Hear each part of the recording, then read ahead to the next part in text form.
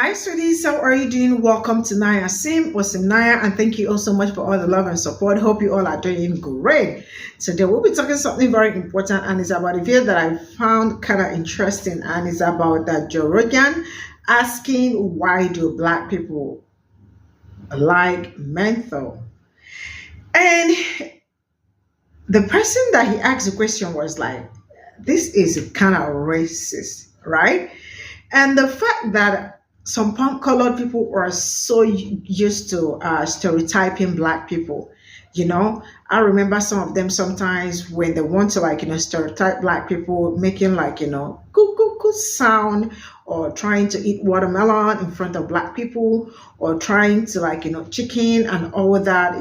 There was their stereotyping kind of thing and all that. And then it's like probably me asking, why is it that some colored people do not clean their body or do not swipe very well when they use the restroom, right? Or asking, why is it that colored people like a Marlboro cigarette? I think that is what they call Marlboro cigarette and all that. So it's kind of all this stereotype that they kind of place on black people that it's very concerning. And this video is actually in two segments. The other one is talking about how they use race card, and I really do think that it is time they end the use of race card. It is amazing how they lie straight up in our faces. You know what? Let's get into this video. Very careful if I were you. This is what I do. I read people, and yes, sir. I've been doing this for 45 years, and I would be very, very careful. Yes, sir. I don't respect racist people. Yeah. Yes, sir. You can throw the race card up on the table if you want, but I would be very, very careful about insulting the father of a girl that I had been physically and sexually assaulting. Yes, sir. I would be very careful about that, whether he's black, red, blue, green, or whatever. I would be very, very careful about that. Just my advice. Did he just raise the race card? He did. DeAndre? Yes, sir. I'm open to what I was hoping you would say something even more stupid than what you've already said. Could you? I didn't think it was possible, but I've been wrong before. What did you just say about race? I just hear, this is a hearsay. I'm not 100% sure if he's racist or not. I'm just hearsay of what your daughter tells me. Just like she said that you beat her. Okay. I'm just hearsay of what your daughter tells me. Right. When you're beating her and when she's trying to get out of the situation. No, sir. When she's scared when she's at home starving and you're not helping her with anything, and she's telling me. Mm-hmm. Let me. Can I? When she's you're not accountable to him for that. But go ahead with whatever. I'd love to put your mind at ease. Yes, you seem like such a good young man. So let's talk about race. It seems like your generation loves to throw out that. So you've been given your opportunity. Let me have mine. I understand, sir, but I have no problem. I'm just going off of what your daughter tells me. So then let me help you clear it up, okay? All right, let me listen. Yeah. So in the 20 years that I had the privilege of serving my country, I led men of all color, women of all color. I understand that. I trained and fought beside them, and I was willing without hesitation to give my life for them, to protect the rights of the people sitting out here. And if you look, they're different colors. To protect people like you, who even though you're too foolish to understand it, still have privileges that the Constitution provides you. And there's men and women that are willing to fight for those. So the two best friends that I had the privilege of knowing, one was a black man, and my wife can tell you this, he and I were brothers. We were. And the day that I got the call from his wife that he had died in Afghanistan was probably one of the saddest days of my life. And I still weep when I think about his passing. You don't have the right to speak about race when you talk to me. If I'm the man that you think that I am, I would not have raised the daughters that I raise who don't see people based on the color of their skin. My daughter was in love with a black man before she met you, and he's awesome. He was good. My wife and I were actually excited about the prospect that he was going to propose to her. And every time we see him, we embrace him and we tell him that we miss him. I have a daughter that married a Hispanic man. We didn't raise our children to see color. We raised them to love good people, which is why we're having trouble with this.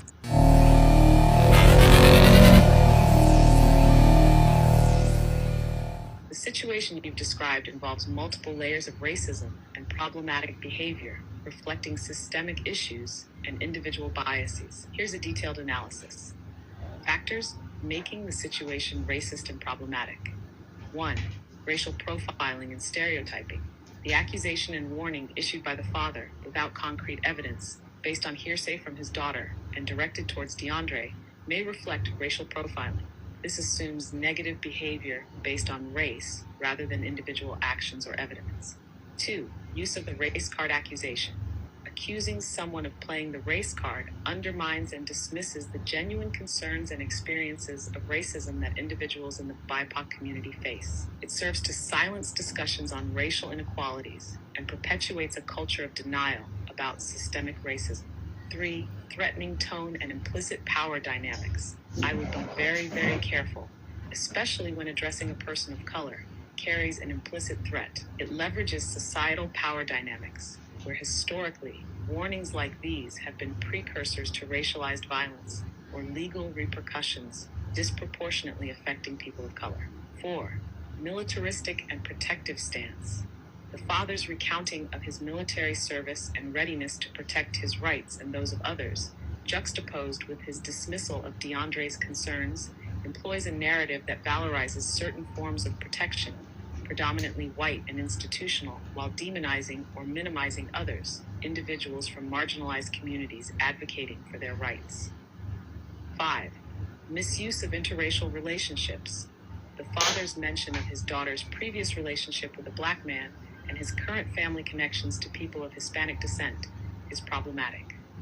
It uses these relationships as shields against accusations of racism, ignoring the reality that racism is about systemic power dynamics and individual actions, not merely personal relationships. Possible responses. 1. Shutting it down. Your statements and warnings are grounded in racial profiling and are unacceptable. Accusing someone of playing the race card dismisses real experiences of racism. This conversation is over until you're ready to address your biases. 2. Addressing with a friend. I know you might not see it, but your comments to DeAndre were problematic and could be hurtful. It's important to recognize how our words can perpetuate stereotypes and silence discussions on racism. Let's talk about how we can approach these topics more thoughtfully. 3. Educational approach. It sounds like you're concerned, but suggesting DeAndre is playing the race card dismisses the real issues of racism we need to talk about. It's important to listen and understand the impact of our words and actions. Can we discuss how systemic racism affects these situations and how we can address it together?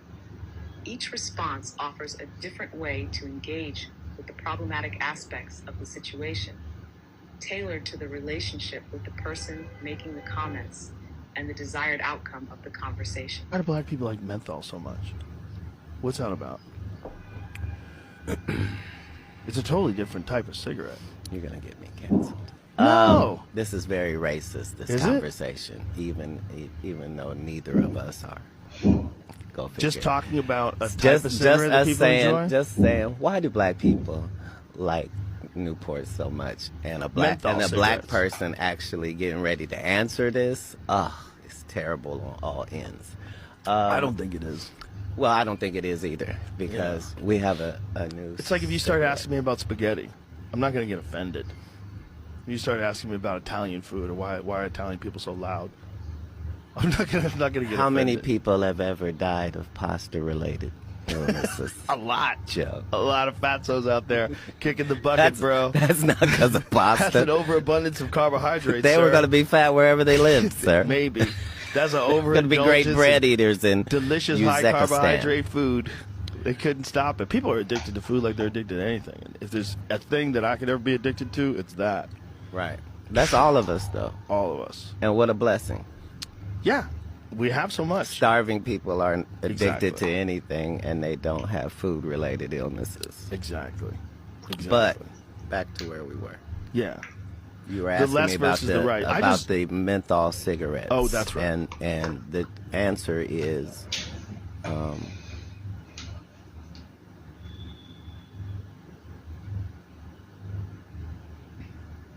we value strength in product. So there's this whole thing with liquor and malt liquor and the difference between the two, and one is richer and stronger.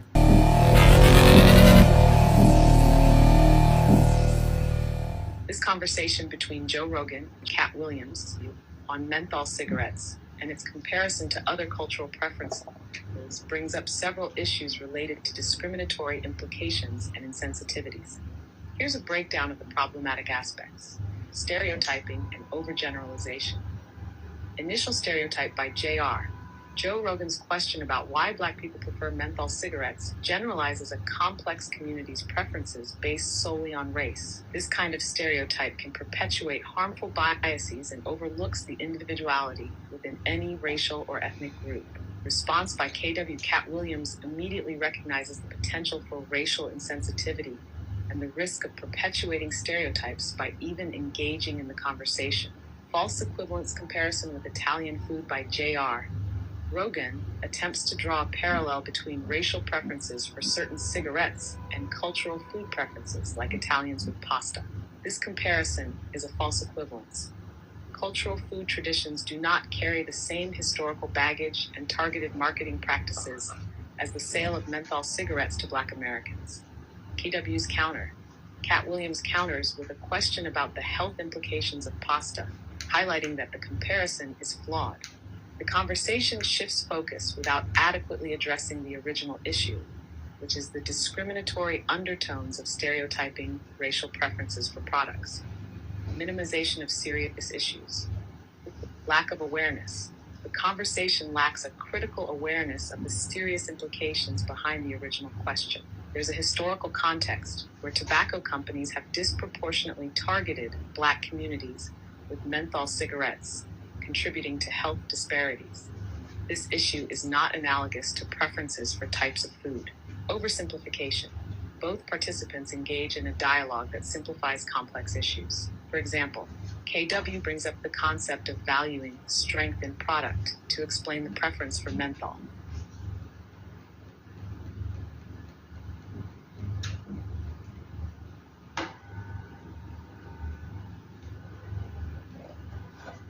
So this is all I got from this. And you see people like this. Socially speaking, Dr. Phil, sometimes I look at him some kind of way. And that man was saying, you want to use a race card? And let's talk about race. See, this is what I call gaslighting. And should I call it passive? Yeah. Some things were said about him, right? And instead of him to address what the young man said, because the young man said, I do not respect racists. If you are racist, I am not going to respect you. And he said it confidently because he heard something from the daughter or the girlfriend, which is the man's daughter, told him something, right? And he is denying it. You see all those people that when you talk about something with them and you hear them say, I have a Black friend. My daughter's first thing was a Black man. And each time we see him, we wish he proposed so we could embrace him and all that. I mean, what is stopping you from tackling the problem at hand? Because this discussion is about what has been said about you, but you saw him, drifting away from the discussion and trying to tell you the good things he has done and how he has fought so hard. What is the correlation? What concerns? What is the relationship between fighting for people that look like him, even though he looks like, trying to also denigrate the young man, fighting for people that look like him, even though they do not appreciate, even though he sounds stupid and all that. That already shows you the kind of person he is. And sincerely speaking, whatever the daughter said, is true. And I appreciate the fact that the young man was not even was not scared to say how he feels and all that straight up right in front of them, to tell them that I do not respect racist people, right? And I think it is time we end all this unnecessary use of the race card, because that is what that young man, that old man used, right? Some people, it is hard for them to accept the things they have done. Like, if you accept it, it means he's guilty, or like, him trying to apologize. But he knows deep down in his heart that everything that has been said about him is true, because some people think they can, like, they can lie to you, but their countenance and the way they speak, because the way that man spoke showed that whatever he is being accused of, or what, like, is true, right? What concerned that young man, what concerned me with him saying that when his best friend, who is a black man or who is a purple man, died, he wept. It is the voice for me, and how gaslighting they could be sometimes. They want to be victims so bad, so damn bad. And that sucks. See, let's end the unnecessary the use of race card. We can do better. This is all I have to say. Let me know what you all think in the comment section. I'll see you all in my next video. Bye for now.